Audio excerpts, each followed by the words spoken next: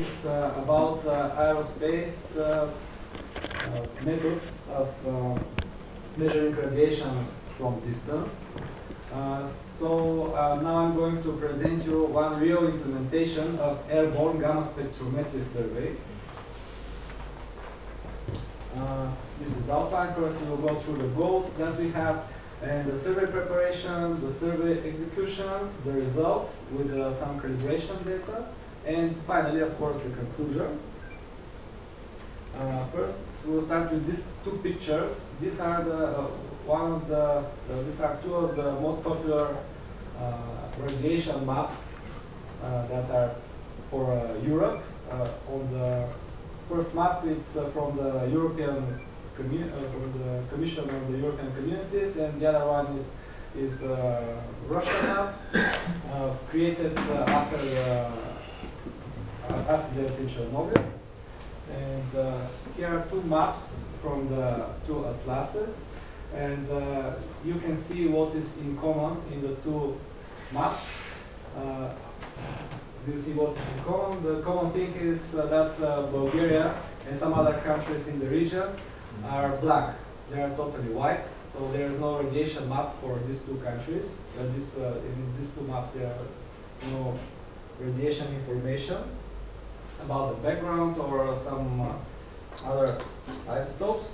So our main goals are two. First is the evaluation of the radiation situation. So we should investigate the surface of the ground for industrial radionuclides like cesium and cobalt, and for some norm radionuclides. Norm means naturally occurring radiomaterials like uranium, thorium, potassium. And the second step is creating the gamma map, so the mapping again of the industrial norm contaminations. And the final step will be to calculate the ground dose rate on the basis of the information that we have from the air. So I'm not going to talk about the near space. I'm talking more about a little lower altitude. We are using aircrafts, and we fly at a little lower altitude, around 60 meters.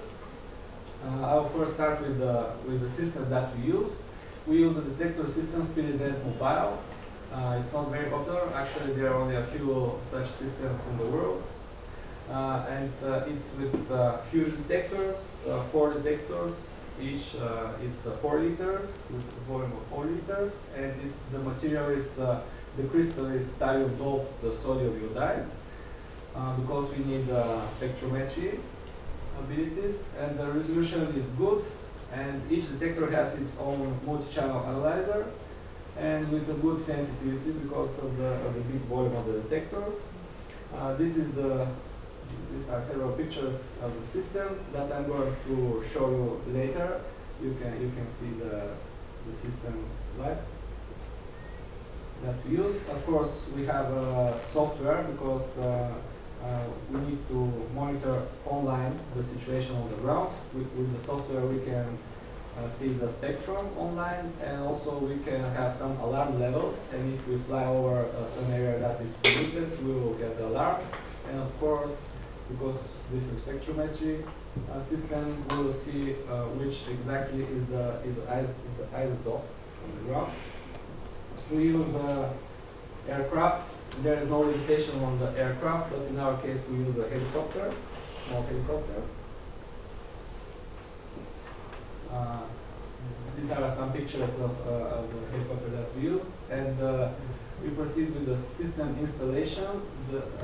It looks like this. The interface box with electronics is inside the helicopter, but the detector boxes are below the helicopter body, to avoid the attenuation from the helicopter body. And the crew is from 1 pilot and 2 operators inside the helicopter. So here on the picture you can see the detectors, 2 boxes here with the detectors below the helicopter body. Before we start the real measurement, we need to do some calibrations.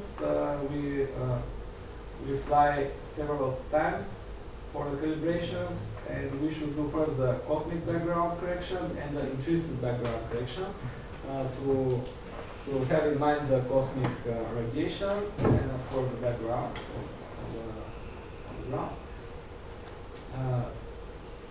To measure the cosmic radiation and the effect of the cosmic radiation, we should perform several flights at different altitudes, a little higher altitudes, up to around 2,800 meters for 50 minutes, which is a little difficult for some helicopters, but it is possible to do this. So on the picture on the right, you can see the effect of the cosmic background. First of all, we have a theoretical formula that helps us to calculate the cosmic background on a certain altitude, and we compare the cosmic background on theory with the real measurement, and then we build that graph. It shows the relation between the theory and the real counts that we have in the detector, and we can use this result to calculate the effect of the cosmic background and the background from the aircraft, of course. The flight plan looks like this. Again, we have some profiles. We should fly over all the territory that we have in our request. The speed that we used is from 60 to 80 kilometers per hour. Actually, the perfect speed that we calculated was 60 kilometers per hour, but the helicopter is not very stable at that speed. So we changed the calculation a little bit to make it possible to fly with 80 kilometers per hour. And the altitude is, the best altitude is 60 meters, but in some places there are some electric cables, electric traces